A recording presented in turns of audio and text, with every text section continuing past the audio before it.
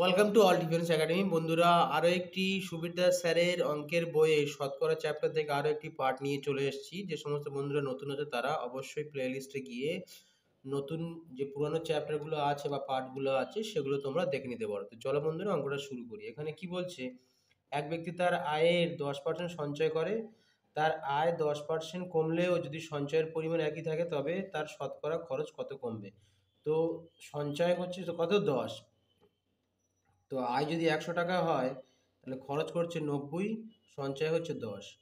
তো তাহলে কি করবো বন্ধুরা, আর কোনো দেখার দরকার নেই, এর উপর বেস করে আমরা অঙ্কটা করে নেব। তাহলে 90 খরচ হলে সঞ্চয় হচ্ছে 10, একে কত হবে বন্ধুরা, 10/90, আর 100তে কত হবে বন্ধুরা, এখানে সমান সমান কত হবে, 10/90 ইন্টু 100।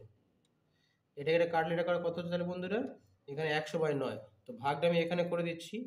তো 100/9 মানে হচ্ছে, এটাকে ভাগ করছো, তো 9 11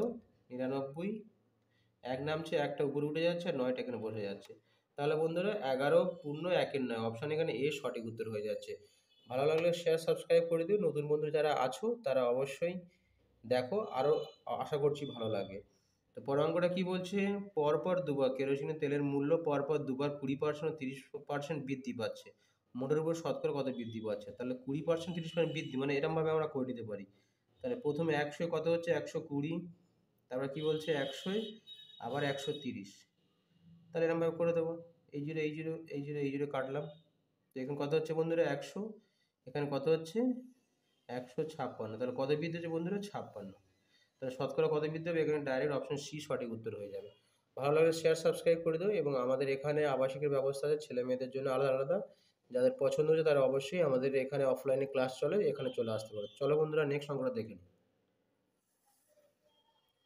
তো নেক্সট অঙ্কটা কি বলছে, পেট্রোলের মূল্য বাজেটের আগেও পর্যায়ক্রমে 20% ও 10% বৃদ্ধি পেল, তাহলে বৃদ্ধি বা হ্রাসের হার কত। তো একই ব্যাপার আমরা করে নেব। তাহলে 100 ছিল, তাহলে এখন বৃদ্ধি পাচ্ছে কত, 120 হচ্ছে। এখানে 100 ছিল, হ্রাস পাচ্ছে কত হচ্ছে, 90 হচ্ছে। তাহলে এই যে কাটলাম, এই যে কাটলাম, কত হবে বন্ধুরা, 100, আর এখানে কত হবে, 9 দুগুণে 18, 108।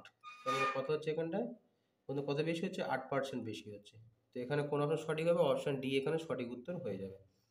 তো চলো পরের অঙ্কটা দেখে নিই। একটি টিভির মূল্য একটি টিভির মূল্য দুবার যথাক্রমে 20% এবং 10% হ্রাস পেলো, তাহলে মোটের উপর কত হ্রাস হবে। তো আমি একইভাবে করে নেবো বন্ধুরা। 100% ছিল, এখানে 40% হ্রাস পাচ্ছে মানে 60, আর 100% ছিল, এখানে 10% হ্রাস পাচ্ছে মানে কত হচ্ছে বন্ধুরা, 90। তাহলে এই জিরো কাটলাম, এই জিরো কাটলাম, তাহলে কত হবে বন্ধুরা, 100, এবং কত হবে এখানটায়, 6 9 54, তাহলে এখান থেকে কত হ্রাস পেলো বন্ধুরা এখান থেকে, তো এখানে 46% এখানে হ্রাস পেলো। তো অপশন সি এখানে সঠিক উত্তর হয়ে যাবে। ঠিক আছে। তো চলো বন্ধুরা, পরের অঙ্কটা দেখে নিই। কি বলছে, পরীক্ষায় পাস নাম্বার হচ্ছে 36, এক ছাত্র 190 নম্বর পেয়ে 35 নম্বরের জন্য ফেল করলো, পরীক্ষায় মোট নম্বর কত। তো এরকম ধরনের অঙ্কগুলো কেমনভাবে করবো, ওর পাস নাম্বার ছিল কত, 36%, ঠিক, ও কত পেয়েছে, 190, কিন্তু ও 35 নম্বর ফেল করেছে। তাহলে নিশ্চয়ই আরও 35 নম্বর এখানে যোগ হয়ে যাবে, কত হবে, 225। তার মানে ও 36 সমান সমান কত হচ্ছে, 225। ঠিক আছে। তো আমরা দেখে নেবো 36% সমান 225, তার মানে কি হচ্ছে ওর এখানটায়, যে 36% সমান সমান 225, এক মানে 225/36, এবং 100% মানে হচ্ছে তোমার কত হবে বন্ধুরা এখানে, 225/36 ইন্টু 100। কত নাম্বার, এবার আমরা ক্যালকুলেশন করে নিই। এখানে কাটছি,